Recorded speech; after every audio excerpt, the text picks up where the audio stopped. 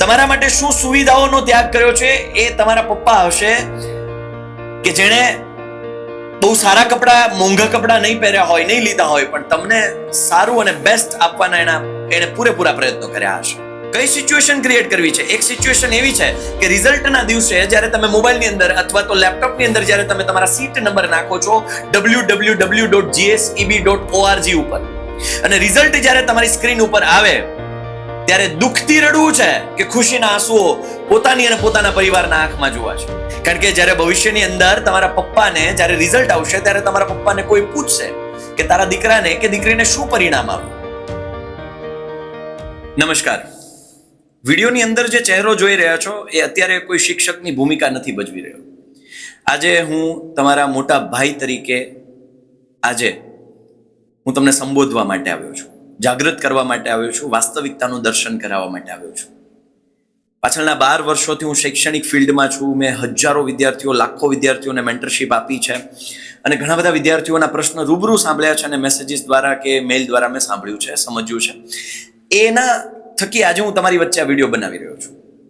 એની મારી જેટલી સમજ છે એ પ્રમાણે અત્યારે હાલની પરિસ્થિતિમાં લગભગ 8 થી 10 દિવસોની વાર છે બોર્ડની પરીક્ષા શરૂ થવાને. અને 8 થી 10 દિવસોની અંદર બે પ્રકારના વિદ્યાર્થીઓ હશે. એક વિદ્યાર્થી એવો કે જેણે અત્યાર સુધી બહુ બધી મહેનત કરી હશે અને હવે એકદમ રિલેક્સ થઈ ગયો હશે, થોડો આત્મસંતોષી થઈ ગયો હશે, થયું હશે કે મેં તો ઘણી બધી મહેનત કરી લીધી છે, મારથી હવે બસ ઘણું થઈ ગયું, હવે ગમે એવું પેપર આવશે હું જોઈ લઈશ. બીજા પ્રકારનો વિદ્યાર્થી એવો હશે કે જેણે અત્યાર સુધી કંઈ નહીં કર્યું હોય અને હવે પણ એ પોસ્ટપોન કરતો હશે, કાલે જોઈ લઈશ, કાલે આ દાખલો કરી લઈશ, કાલે આ પ્રશ્ન કરી લઈશ. તો આ બે પ્રકારના વિદ્યાર્થીઓ કે જે વિદ્યાર્થીઓ સૌથી મોટી ભૂલ કરી રહ્યા છે. વિદ્યાર્થીઓ, હવે જે દિવસો બાકી છે એ બહુ ક્રુશિયલ છે, બહુ સેન્સિટિવ છે. આ દિવસોની અંદર હવે તમારે બહુ ધ્યાન રાખવું પડશે તૈયારીઓમાં, આયોજનમાં, અને જે કંઈ પણ તમે કન્ટેન્ટ તૈયાર કરવાના છો એમાં બહુ ધ્યાન રાખવું પડશે. વિદ્યાર્થીઓ, જ્યારે તમને એમ થાય ને કે જોયું જશે, થઈ જશે, કરી લઈશું, મારથી નહીં થાય, એવા પણ કેસ હશે, ત્યારે તમારા માતા પિતાનો સંઘર્ષ યાદ કરજો. તમારા મમ્મી પપ્પાએ શું સપના જોયા છે તમારા માટે એને જરા યાદ કરી લેજો. તમારા માટે શું બલિદાન આપ્યું છે, શું ત્યાગ કર્યો છે એ યાદ કરી લેજો. તમારા માટે શું સુવિધાઓનો ત્યાગ કર્યો છે એ તમારા પપ્પા હશે કે જેણે બહુ સારા કપડા, મોંઘા કપડા નહીં પહેર્યા હોય, નહીં લીધા હોય, પણ તમને સારું અને બેસ્ટ આપવાના એને પૂરેપૂરા પ્રયત્નો કર્યા હશે.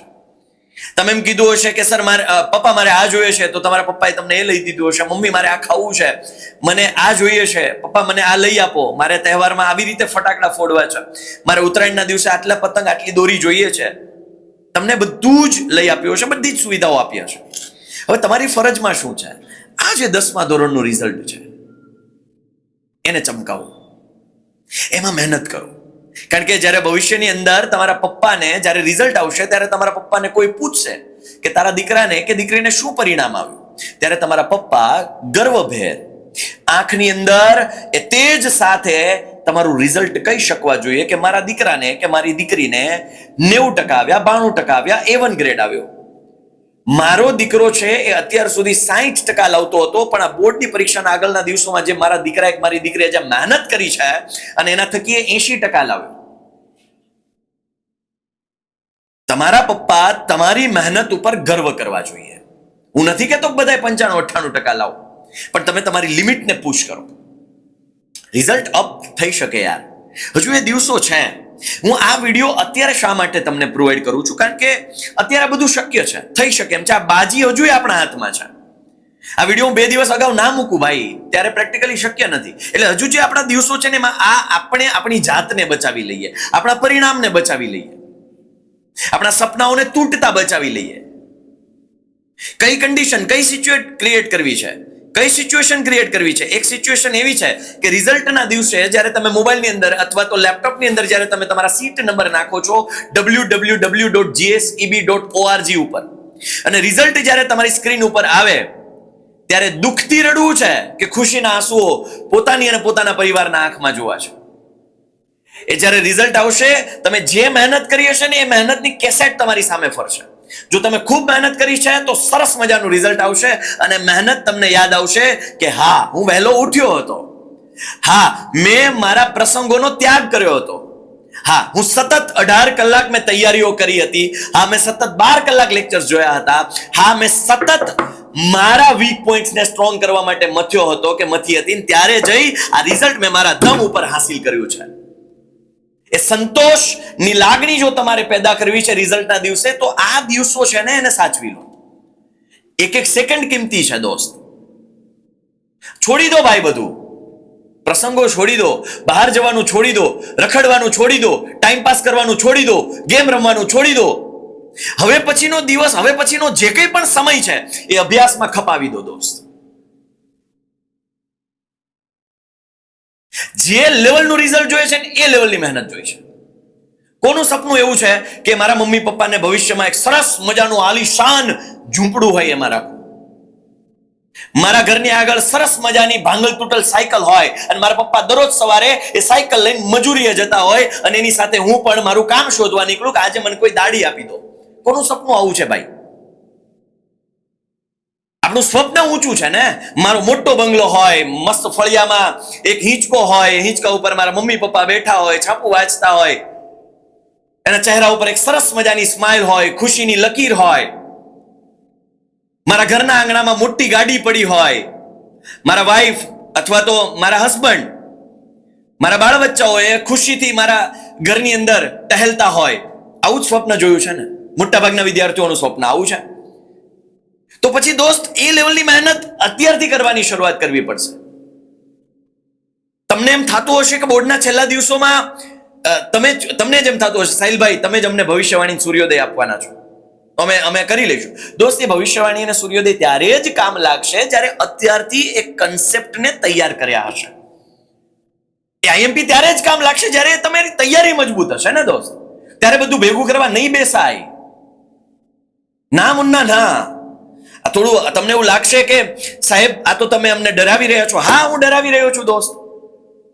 જો તમારે એવું સમજવું તો એ સમજો, ડરી જાઓ અને તૈયારી ચાલુ કરો. અને જો તમને એવું લાગતું હોય કે સાહિલ સર અમને વાસ્તવિકતાનું દર્શન કરાવી રહ્યા છે, તો વાસ્તવિકતા સમજીને તૈયારી ચાલુ કરો, પણ તૈયારી ચાલુ કરો દોસ્ત. હવે પછીના દિવસો આ પાછા નહીં આવે. આ તૈયારી કરવાનો જે ચાન્સ છે પાછો નહીં આવે. આ યુદ્ધ લડવા માટે જે સમય છે પાછો નહીં આવે. પછી હાથમાં આવશે તો માત્ર ને માત્ર પછતાવો. નક્કી કરી લે દોસ્ત. તૈયારી કરીને જંગ જીતવો છે કે નબળું રિઝલ્ટ હાસિલ કરીને પછતાવો હાથમાં લેવો છે ભાઈ. જિંદગી બનાવવી અને બગાડવી બંને તમારા હાથમાં છે. રિઝલ્ટ બનાવવું અને સુધારવું અને બગાડવું બંને તમારા હાથમાં છે. તમે જ તમારા ભાગ્ય વિધાતા છો, તમે જ તમારા જીવનના ઘડવૈયા છો. શિલ્પકાર કોણ તમારી મૂર્તિ બનાવવાનો? તમે પોતે.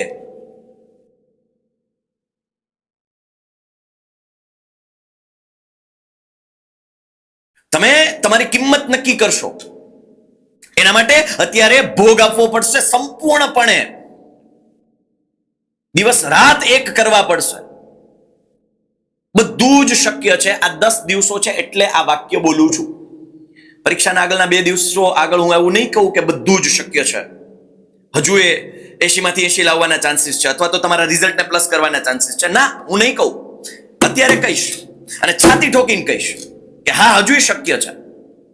પણ એના માટે તમારે જાગવું પડશે ને, તમારે એક્ટિવ થવું પડશે. જો હજુ તમે સુષુપ્ત અવસ્થામાં છો અથવા તો નિંદ્રાધીન અવસ્થામાં છો તો ભાઈ કોઈ કાંઈ નહીં કરી શકે. અમે તો શું ઉપરથી ભગવાન આવશે ને તો એ કાંઈ નહીં થાય ભાઈ. તમારે પોતા એક્ટિવ થવું પડશે, પોતાએ મહેનત કરવી પડશે. જ્યારે તમે ભણી રહ્યા છો તો સાથે નોટબુક અને પેન રાખો. જ્યારે તમે વિડીયો જોઈ રહ્યા છો તો નોટબુક અને પેન રાખો. જરૂર જણાય ત્યાં લખતા જાઓ, જરૂર જણાય ત્યાં ટાંકતા જાઓ, જરૂર જણાય ત્યાં નોટ્સ બનાવો, જરૂર જણાય ત્યાં શબ્દો મુદ્દાઓ લખો દોસ્ત. આકૃતિઓ રફલી બનાવો, માઇન્ડ મેપ બનાવો, ચાર્ટ બનાવો. આ ક્યારે કામ લાગશે? જ્યારે એન્ડ ટાઈમ રિવિઝન છે, લાસ્ટ મિનિટ રિવિઝનમાં આ મહેનત છે ને એ ફાયદો કરાવશે.